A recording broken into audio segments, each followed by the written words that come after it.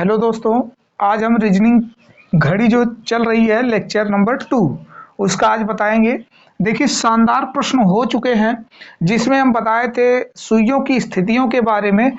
अभी हम 3 जिक्र कर रहे हैं, यानी तीनों में से पहला आज पढ़ाएंगे, फिर उसके बाद अगला अगला चलता जाएगा। जैसे प्रतिबिंब प्रतिबिंब में समय, ये आपका लिखवाए थे पिछले लेक्चर में। नहीं देखे हैं तो लेक्चर नंबर फर्स्ट पहले देखिए, उसके बाद इस पर देखिए, आपको पूरा समझ में आ जाएगा बेसिक जो हम बताए हुए हैं। यहाँ पर प्रतिबिंब में समय का दिखना आज इसमें बताएंगे। चलिए देखते हैं, देर ना करें। अब इसमें क्या है कि प्रतिबिंब का बनना में दो तरीके के आते हैं, जबकि हम समझा चुके हैं उसमें दो तरीकों में, जैसे जल प्रतिबिंब और एक दर्पण प्रतिबिंब आएगा। देखिए, तो हम दर्पण प्रतिबिंब का एक और पहले सूत्र लिख लेते हैं। दर्पण प्रतिबिंब बहुत ही आसान है, दर्पण प्रतिबिंब। और दूसरी ओर लिख लेते हैं जल प्रतिबिंब। दोनों सूत्र एक साथ हो जाएगा, जल प्रतिबिंब। अब देखिए, अगर हमसे दर्पण प्रतिबिंब पूछता है, या दर्पण में कितना बजता दिखाई देगा, या दर्पण में कोई घड़ी बज रही कुछ समय दिखा रहा, तो उसका क्या वास्तविक समय होगा, ऐसे सवाल पूछा जाता है। अब इसमें आपको सूत्र क्या लगाना है, याद रखना है, किसी भी समय को 12 में से घटा दीजिए। 12 में से समय जो दिया गया है उसी को माइनस कर दीजिए, उत्तर आ जाएगा। लेकिन इसके अलावा भी बात है कि जैसे यहाँ पर कुछ पॉइंट अगर रहेगा तब कैसे हम लिखें, तो देखिए आवश्यकता के अनुसार सब करते हैं। हम चाहे तो 12 बजे को लिख सकते हैं 11:60। अब इसमें से घटाना आसान हो जाएगा, 11:60 में से घटाना आसान हो जाएगा। लेकिन जैसे जैसे अभी रेलवे टाइम का अगर हम बात करें तो उसमें आपका 24 घंटा का होता है, पूरा समय दिखाया जाता है। तो आप 24 में से घटा दीजिए, 12 की जगह पे 24 लिख दीजिए। अगर ऐसी कोई परिस्थिति आती है, जैसे 12:30 हो रहा है, तो आप किसमें से घटाने जाएंगे? 12:30 तो इसमें से घटा नहीं पाएंगे। इसलिए दिमाग लगाना कि उसके लिए हम लोग 24 घंटे में से घटाना प्रारंभ करेंगे, या इसको इसी तरह लिख सकते हैं 23 घंटा 60 मिनट, तभी तो 12 बज गया। यानी 12 से अगर ऊपर है तो यहाँ पर लिखेंगे 12 से बड़ी संख्या तो घटा नहीं पाएंगे, इसलिए हमें लिखना पड़ता है 23:60। तो उस दशा में हो जाता है।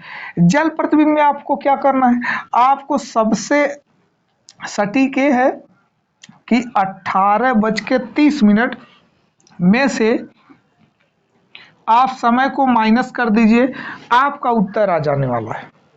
चलिए जैसे बताते, सवाल को सॉल्व कर ले जाएंगे प्रतिबिंब से संबंधित। देखिए कैसे कर पाते हैं आप। तो लिखा हुआ है, मान लीजिए हम एक सवाल देते हैं कि किसी दीवार घड़ी में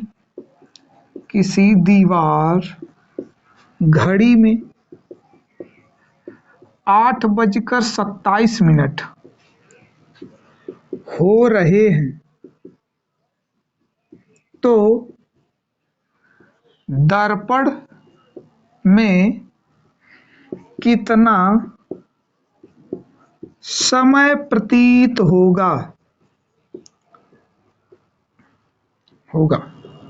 चलिए सवाल पूछा, तो हम सिंपली जानते हैं कि ऐसे प्रश्नों को हल करने के लिए सर 11:60 में से इसको घटा देंगे, तो घटा दीजिए भाई। 10 में से 7 जाए 3, और यहाँ पर हुआ कितना 5, 5 में से 2 जाए 3, और 11 में से 3, यानी 3:33 ये आपका प्रतीत होने लगेगा। ये आंसर हो गया। कभी का अगर नहीं पढ़े हैं तब भी लेक्चर हमारा पहला देखिए, फिर उसके बाद दूसरा देखिए, सब समझ में आने लगेगा कि घड़ी के सवाल कैसे लगाए जाते हैं। देखिए उसी तरह अगर कह दें 9:27 हो रहा है तो, या 9:57 हो रहा है, तो कितना समय दिखाई देगा, जरा बताना इसको।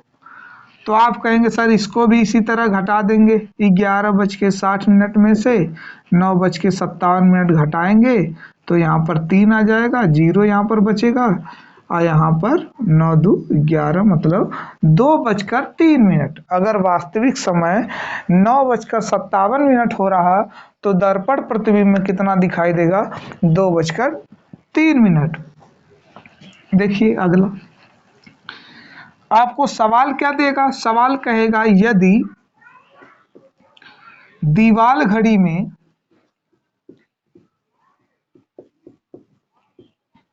12:54 हो रहे हैं तो दर्पण में कितना समय होता प्रतीत होगा? देखिए इस सवाल, दीवाल घड़ी में 12:54 हो रहे हैं तो दर्पण में कितना समय होता प्रतीत दिखाई देगा या कितना समय होता प्रतीत होगा। तो आप क्या करेंगे? उसी तरह देखिए अब 11 भैया इसी जगह बता रहे थे कि अगर 11:60 में से घटाने जाएंगे तो उधार ले ही नहीं पाएंगे, तो मामला तो फंस गया। अब क्या करें? 12 से ज्यादा हो गया, तो ऐसी ही दशा में 23:60 का प्रयोग किया जाता है। देखिए अब यहाँ पर करेंगे 23:60, इसमें से घटा देंगे 12:54। अब क्या होगा इससे? इसमें बचेगा 6, इसमें बचेगा 0 और इसमें से अगर घटाएंगे तो 3 में से 2 जाएगा, 1 हो जाएगा, यानी इसका उल्टा हो जाएगा 11:06। कितना हो जाएगा? 11:06 हो जाएगा। उसी तरह जल प्रतिबिंब को भी निपटा देते हैं। अब देखिए जल प्रतिबिंब के लिए सवाल, जैसे कह दिया कि यदि समय 2:17 हो रहे हैं तो जल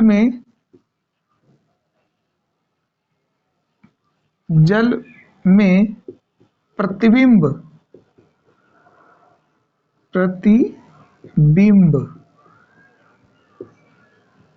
का समय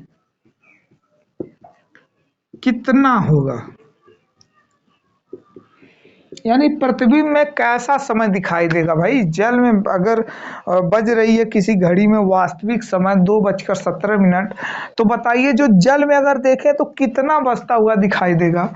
तो हम आपको बताए थे कि 18:30 में से सिंपली घटा दीजिएगा अगर जल प्रतिबिंब आएगा, तो जब घटाएंगे तो यहाँ पर 3 हो जाएगा, यहाँ पर हो जाएगा आपका 1, अब यहाँ से घटाएंगे इसको तो हो जाएगा 16, यानी 16:13। तो हम जानते हैं 16 4 को कहते हैं, अर्थात 4:13 हो जाएगा आपका उत्तर। उसी तरह अगला करते हैं, मान लीजिए कि 2:17 के जगह पर हमें 10:45 दे दे या 10:48 दे दे, तब क्या करेंगे? तो फिर वही सिंपली क्या, कितना भी समय दे दे आपको, इतना सुपर तरीका आपको बताए हैं कि आप इसको कर ले जाएंगे। अब देखिए 10 में से हट जाएगा 2, लेकिन बेचारा बचा हुआ कितना है अपने पास? तो ये बचा हुआ है आपका 2। तो याद रखना कि 2 भले बचा हुआ है, लेकिन जब इससे लेगा ना उधार, तो दिमाग रखना कि इससे उधार लेने का मतलब इस 60 मिनट इसको देगा, तो हम समझ सकते हैं 70-60, वही बात तो हुई ना, गलती, 60 मिनट देगा तो 70-90 हो जाएगा, बात तो ही है। तो हम चाहें तो इससे आसानी से घटा सकते हैं। अब देखिए 2 हो जाएगा और यहाँ पर 4 हो जाएगा और यहाँ पर होने वाला आपका 7, यानी 7:42 होता दिखाई देगा।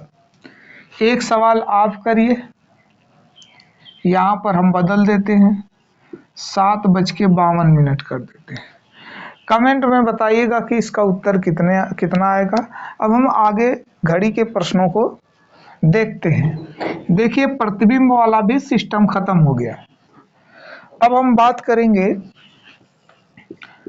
घड़ी आगे पीछे हो जाना, घड़ी का बिगड़ जाना, बंद हो जाना, खराब हो जाना, सभी प्रकार के प्रश्न, यानी घड़ी का खराब होना। देखिए भैया, घड़ी का खराब होना देखते हैं। तो सवाल एक लिखा हुआ है, एक घड़ी प्रत्येक दिन 15 मिनट आगे हो जाती है। एक घड़ी प्रत्येक दिन 15 मिनट आगे हो जाती है।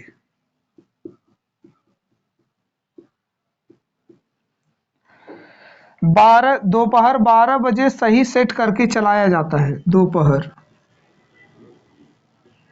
12 बजे सही सेट करके चलाया जाता है। सही सेट करके चलाया जाता है। तो प्रातः 4 बजे, तो प्रातः 4 बजे वह क्या समय दिखाएगी?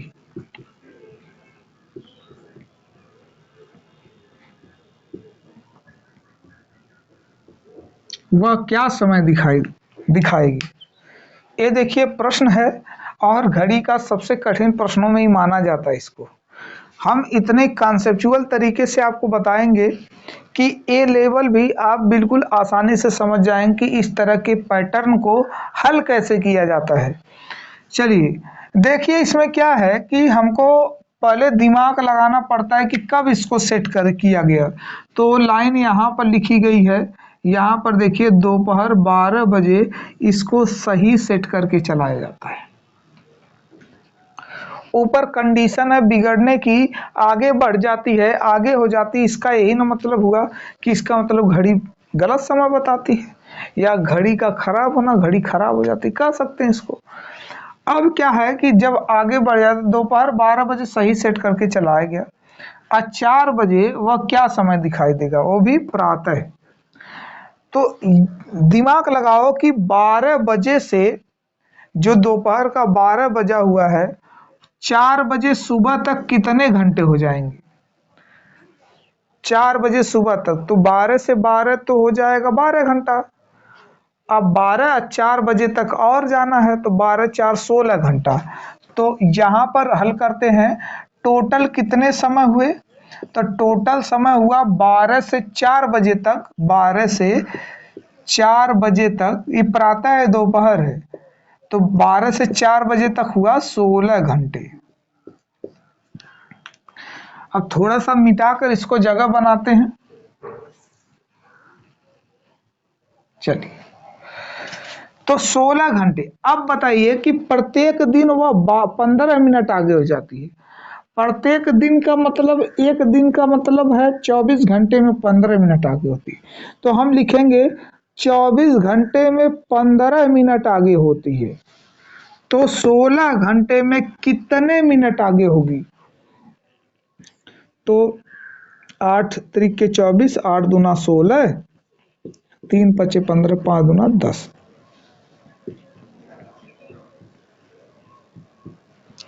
कितना आगे? 10 मिनट आगे।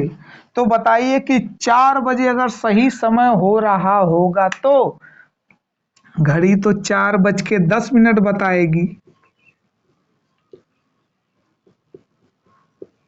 कितना बताएगी भैया? 4:10 बताएगी, जब 4 बज रहा होगा तो। चलिए, समझ में आई बात? पूरे कॉन्सेप्ट के साथ बता रहे हैं कि ऐसा कॉन्सेप्ट नहीं पाइएगा आप, पूरे कॉन्सेप्ट के साथ बता रहे हैं। अब देखिए, इसमें है सवाल, कह रहा है 1 घंटे की सुई और मिनट की सुई द्वारा दोपहर 3 बजे कह रहा है जब दोपहर 3 बजता है, अगला क्वेश्चन कह रहा है एक घड़ी की घंटे की सुई और मिनट की सुई द्वारा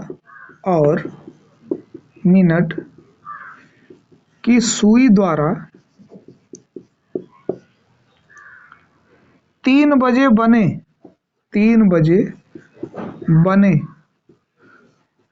कोण का मान ज्ञात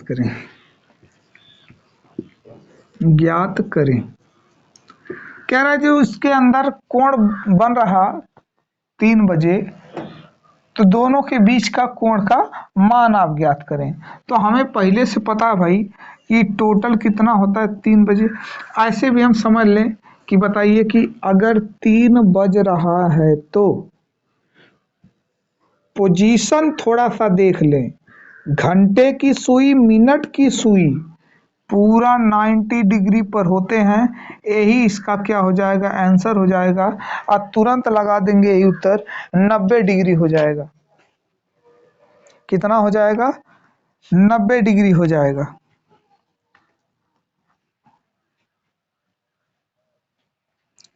ठीक, अब तो लगभग सभी सवाल जितने आए हैं हो गया। चलिए एक सूचना पर सवाल लगाते हैं, सूचना पर आधारित।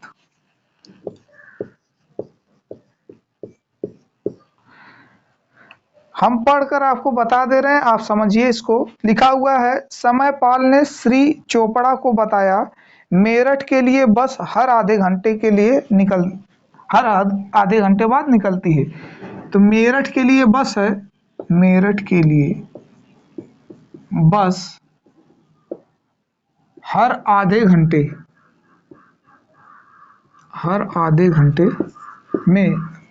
घंटे बाद जाती है। कह रहा है पिछली बस अभी 5 मिनट पहले गई है। पिछली बस अभी 5 मिनट पहले गई है।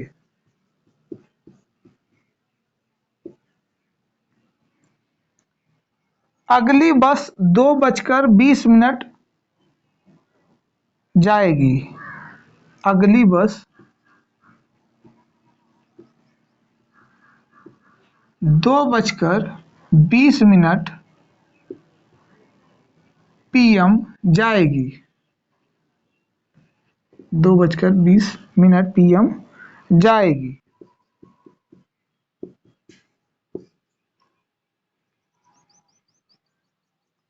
तो सूचना किस समय दी गई, तो सूचना किस समय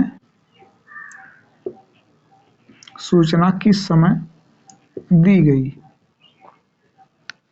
चलिए भाई, ये सवाल लिखा हुआ है, जरा इसका आप सलूशन निकालिए, तब तक हम इंक इसमें डाल देते हैं।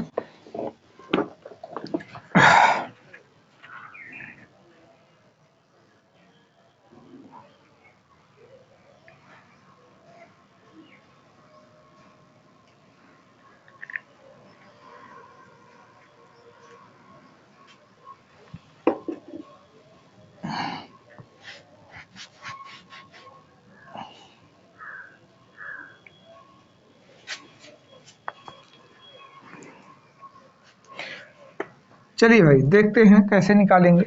देखिए इसके लिए पहले दिमाग थोड़ा सही लगाइए कि आधे घंटे बाद निकलती है, ठीक है हमने समझ लिया। पिछली बस अभी 5 मिनट पहले गई है। पिछली बस अभी 5 मिनट पहले गई है, इसका ये मतलब हुआ कि 2:20 पर जाएगी अगली बस। तो आधी घंटा अगर हम पीछे चले जाएं तो इसका मतलब एक बस गई है, यानी 2:20 से अगर आधा घंटा हम सूचना के अनुसार पीछे, अभी इसको छोड़ो, आधा घंटा अगर पीछे चले जाएं तो हमें पता चलेगी कि अभी अभी बस कितने बजे गई है, तो 12 में से 3 जाएगा 9, 9 3 12, और यहाँ पर हो जाएगा 1, अर्थात 1 बजकर, क्या भाई गलती कर रहे हैं इसमें, 2:20 पर गई है, तो इसका मतलब कि 60 80 हो जाएगा, 1:50। चलिए हमने घटाया 1:50 पर, इसका मतलब कि बस गई थी। अब जब वो सूचना पूछा तो उसको बताया गया भाई कि 5 मिनट पहले गई है, यानी वो 5 मिनट लेट था। तो इसका अर्थ ये हुआ वो 1:55 पर पहुंचा था, तब वो बोला भैया आप लेट हो गए 5 मिनट, अभी 5 मिनट पहले बस छूटी है। तो कितने बजे सूचना दी गई थी, तो कहेंगे 1:55 पर सूचना दी गई थी। याद रखना, ऐसे प्रश्नों को हमेशा हल करने के लिए हम क्या करते हैं कि सबसे पहले जो रिपोर्ट, जो टाइम है बस की, उसमें से जो बस आगे अभी जाने वाली उसको घटाएंगे, तो ये हमें पता चलता है कि बस कितने बजे निकली, और जो व्यक्ति जितना लेट हुआ होता है उसको समय उतना जोड़ देते हैं, तो हमारा सूचना का समय आ जाता है। तो ऐसे ही प्रश्न जो ये हम बस वाला बताए हैं, ऐसे ही प्रश्न होता है जब मीटिंग में लेट लोग हो जाते हैं, उसमें आएगा प्रधाना, यानी बस के जगह पे प्रधानाचार्य इतने मिनट लेट, तो सब दिमाग उसी तरह देखिए लगाना है। इस कॉन्सेप्ट से आप उसको भी लगाइए, नहीं आएगा तो फिर हम इसके लिए आप कमेंट कीजिएगा, वीडियो जारी करेंगे।